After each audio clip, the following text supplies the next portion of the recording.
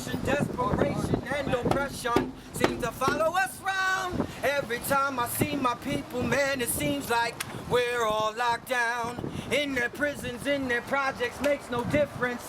War still around, keep us in to keep us out from out to struggle and life's true sound. As you know, they're talking about closing down or using Spofford in a better way. Everybody knows what Spofford is, right? A jail for who? Kids. For kids? That's right. People come here to be creative and to be themselves, not to be caged, to be free.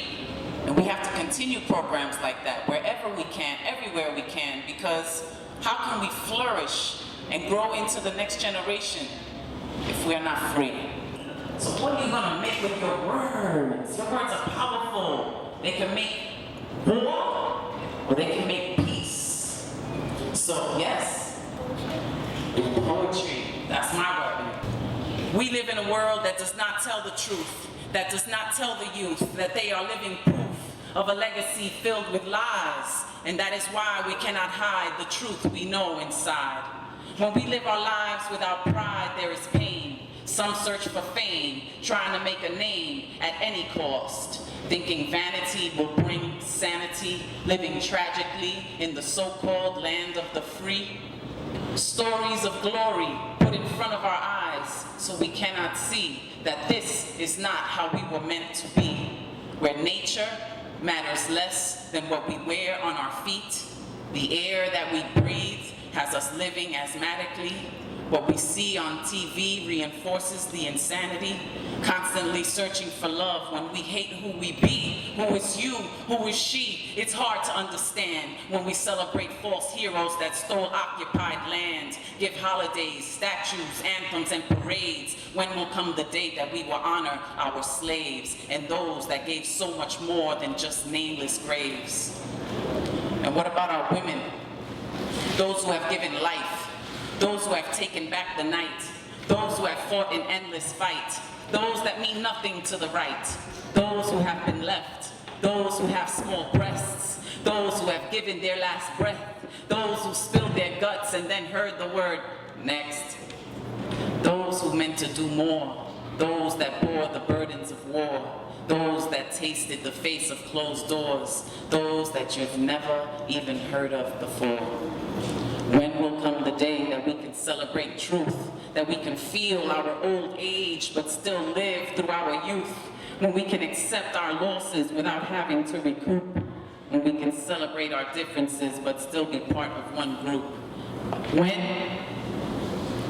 When my paper feels the lifting of my pen, when my sisters and brethren can hold hands as one, when we can live our lives always willing to help, knowing that helping your community means you are helping yourself. Please, let's change this community, change all that's wrong to right. Peace.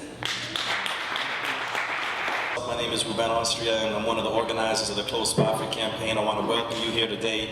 Thank you so much for coming out and showing support for the young people who are locked up right now, and for those who are we're trying to keep from getting locked up in the future. But most of all, as we're trying to get this place shut down, I could tell you a million reasons from my perspective why I think they should close Spofford, but none is going to be as convincing or as meaningful as hearing from young people themselves who've been there and know what it's like to be separated from family, know what it's like to be behind bars, know what it's like to be having prison guards take care of you instead of your own family and community.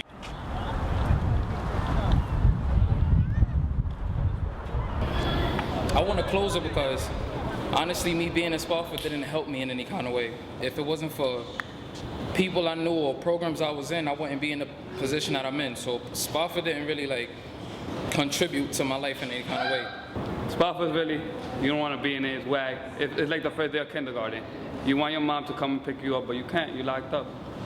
It's whack, trash, and bad food, nothing good, and the classes not regular classes. It's really like sit down, handcuff, and hear a guy talk. They're not preparing them to go home and change. They're preparing to go home and come back in chains. And it was sad that I had to go through that in life. I had to, my father figures was some CO. You have to understand the system and how it works and why it's failing us.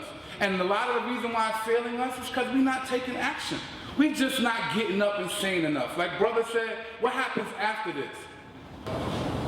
I've always said that if at some point, instead of going to Spofford, I might have been sent to a camp, or I might have been, to a community center, or to some sort of program for kids, then just maybe I wouldn't have had those 12 years taken away from my life. The courts advised my mother that the best thing for my rebellion at the age of 13 was to put me into the system.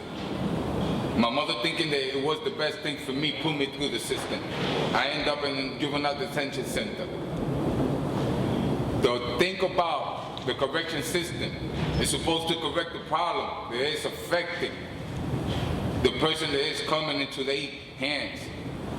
When I went into the correction system, I did not know how to smoke weed. When I went into the correction system, I didn't know how to sniff dope. When I came out of the correction system, I already knew how to do stick-ups. I'm a 13-year-old kid learning all this. Where? In the place that advised my mother that was the best place for me, the Department of Correction. I just want to close it because it's so close to me, because I've been through it and I know what the result can be. I mean, I'm still struggling now, but that just helped my struggle even more, It was knocking me down. Don't got no gangs, because gangs ain't cool. I got in it thinking it was cool. It was whack. I dropped it. Now I'm in the Domes Project trying to find a better path. And just imagine so many children that are going through it right now that have mental health issues that aren't addressed. The first thing they want to do is put them in 4-point solitary confinement, put them in these restraint holds that are so terrible that they've killed people. They've killed children, literally choked them to death in these restraint holds. I remember they put my arm out of socket. It's still not right. But who can prove that? Because a lot of times these kids they come from broken homes, crack houses, their moms are smoking, so they're sitting in these systems and nobody's there to help them. I feel like it's not right to lock kids up because you don't give them a right to their freedom or their education that they need. I just say that we should all reestablish the sense of community, because none of us are united. And I think that in order to stop this, we just got to get together and do it. So that's all.